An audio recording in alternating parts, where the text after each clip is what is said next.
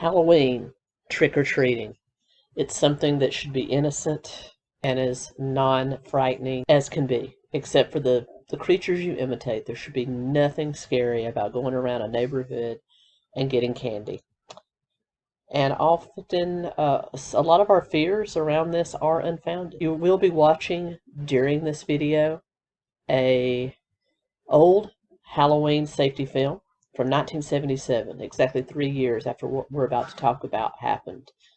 And all of the dangers represented in that video, whether it be costume too dark, stepping out in front of traffic, are all very, very real and should be taken very, very seriously. However, one fear is statistically not a threat. That is, people being poisoned, razor blades being hidden, or otherwise death from strangers at the hands of Halloween candy. The few times it has happened in the United States has been at the hands of someone the child knew. A parent, a sibling, a friend. And that's what we're going to talk about today. The original Halloween killer. Candyman Ronald Clark O'Bryan. Today on a Keto and Crime Quickie.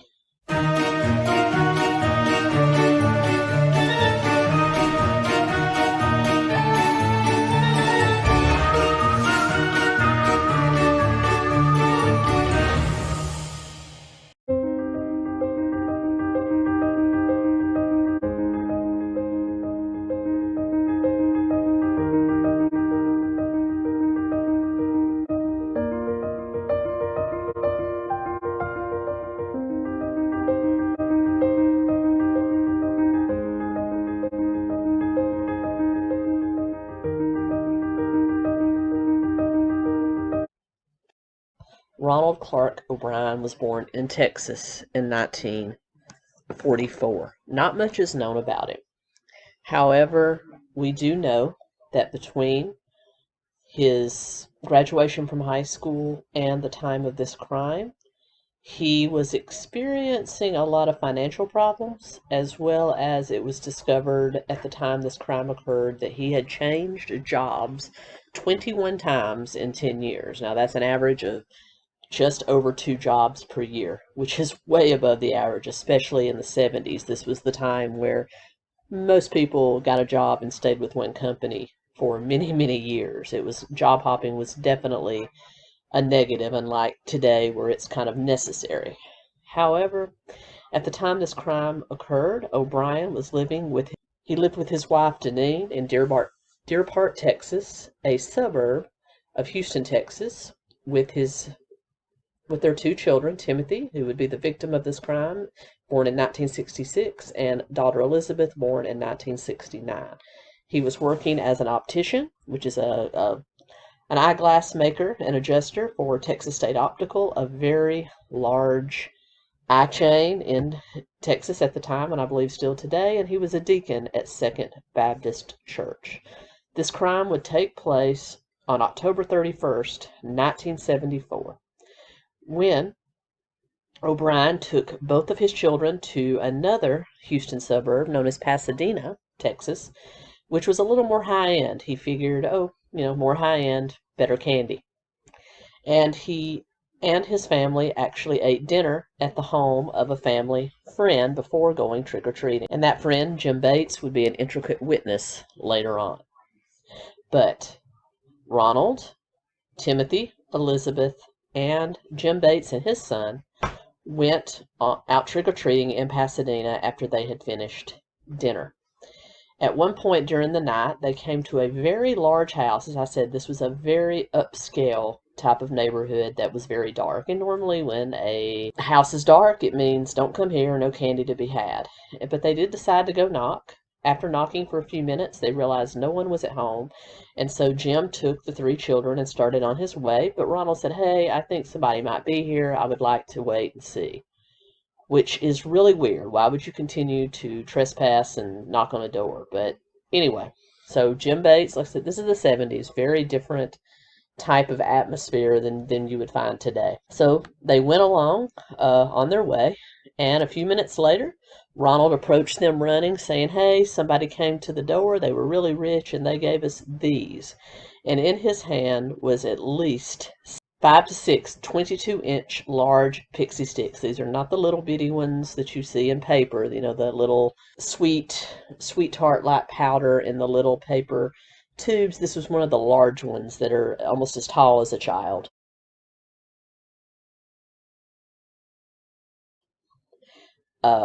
Very large plastic ones, pretty expensive too. And he said he had these expensive treats. So he gave one to each of the 3 children there, his 2 children and Jim Bates' child, and then later on even handed out 2 additional Pixy Stix to children from his church that they met out trick-or-treating.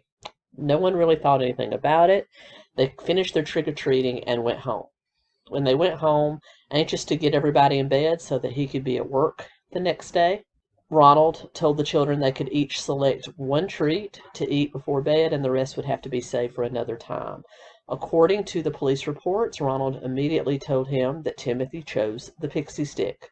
He had to help Timothy open it because he said it was very well sealed. Now, normally these large Pixy Stix are heat sealed at the factory, but this one was stapled, and Deneen would later say she thought it was strange.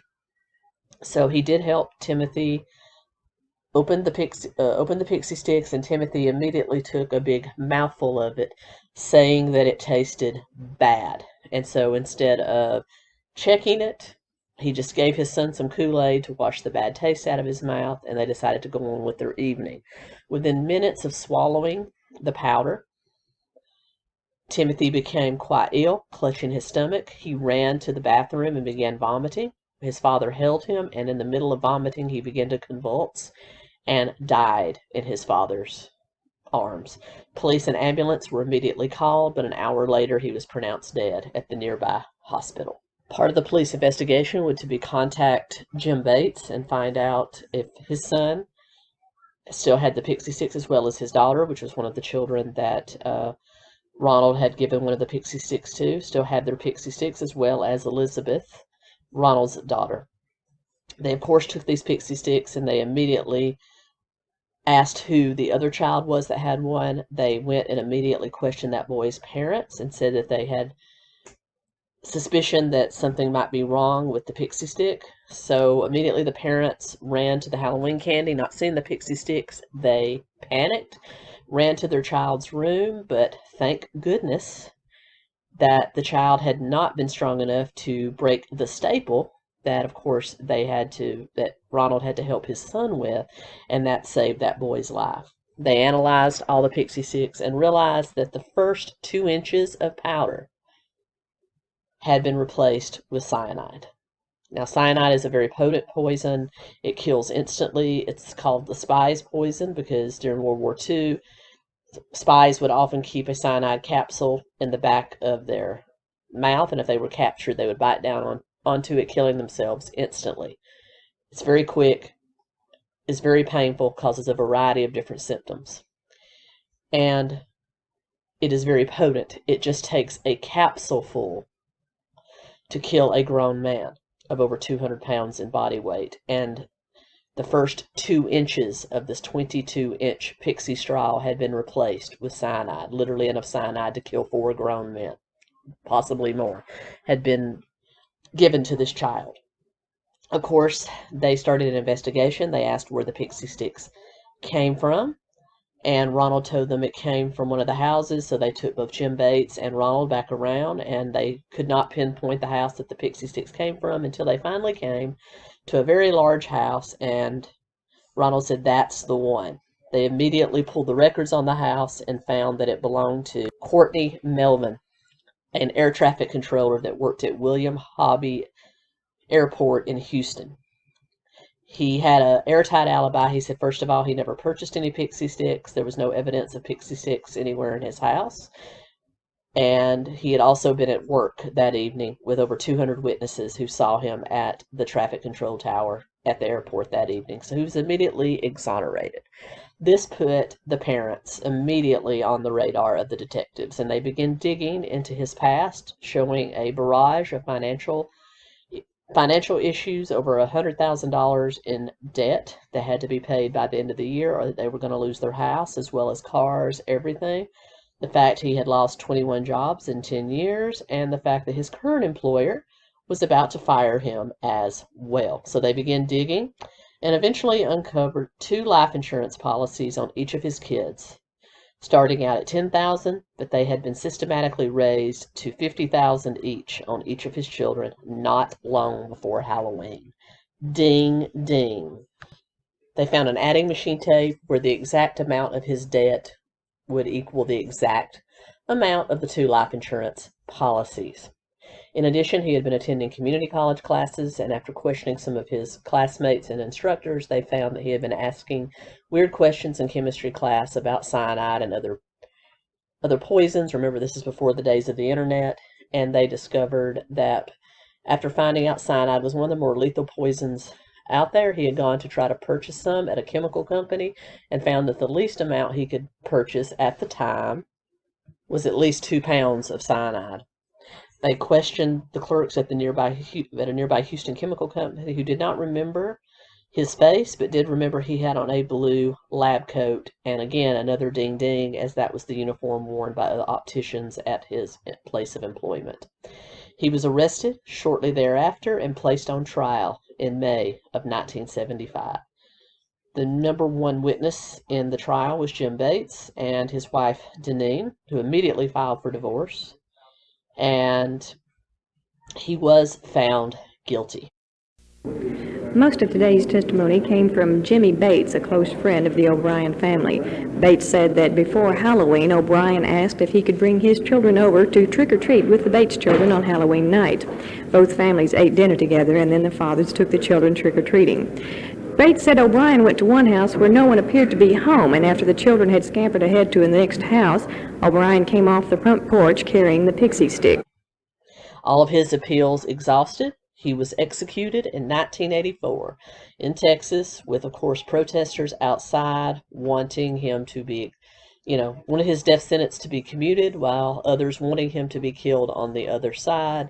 When it was announced that he was dead from the execution, the counter-protesters threw trick-or-treat candy and Pixy Stix at the anti-death penalty protesters, screaming trick-or-treat. And I have to say, that's epic in this case.